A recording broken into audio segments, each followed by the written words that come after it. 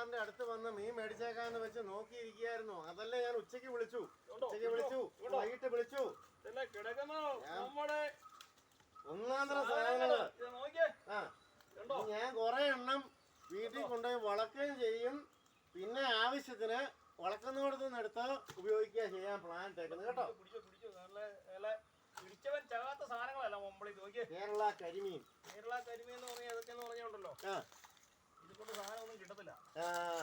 നമ്മള് മറ്റേ പെല്ലറ്റ് കൊടുത്ത് സാധനം നോക്കിയേ കണ്ടോ, ഒരു 1/4 കിലോ എങ്കിലും ഒരെണ്ണം കാണും. എനിക്കൊരു 5 കിലോ തന്നാരോ കേട്ടോ. 5 10 തരാം. നമ്മുടെ ഇഷ്ടം കിടക്കൂല്ലേ. ഇന്ന് മുല്ല സാർ ലീവായിരുന്നു അല്ലേ? ഞാൻ ലീവായിരുന്നു. അത് എന്നോട് പറഞ്ഞായിരുന്നല്ലോ കഴിഞ്ഞ ദിവസം.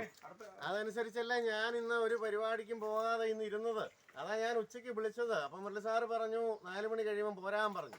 അപ്പം ഞാൻ എൻ്റെ പ്രിയ സുഹൃത്ത് ക്യാമറാമാൻ കാവുങ്കണ്ടം ബ്രാഞ്ച് സെക്രട്ടറി സഖാവ് വിനോദിനെ കൂട്ടിക്കൊണ്ട് വരികയല്ലേ ചെയ്തത്.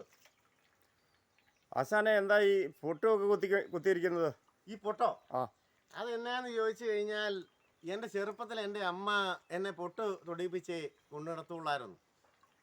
പുട്ടുകുത്തടി പുടവ ചുറ്റടി ചിക്കാം ചിക്കാം ചെയ്ത പെണ്ണ് ചിക ചിക. ഈ പാട്ട് സഖാവ് കേട്ടിട്ടുണ്ടോ? ഇഷ്ടം പോലെ കേട്ടിട്ടുണ്ട്. ഈ പാട്ട് പാടിയ ഗായിക ഇന്ന് ജീവിച്ചിരിപ്പില്ല. ആ ഗായിക പാടിയ ഗാനങ്ങളെല്ലാം ഹിറ്റായി. കഴിഞ്ഞ ദിവസം ആ ഗായികയുടെ ചരമവാർഷികമായിരുന്നു, സ്വർണ്ണലത. അങ്ങനെ ഈ പൊട്ട് ഒരു അഴകിനെ കുത്തുന്നതാണ്. നല്ല രസമല്ലേ?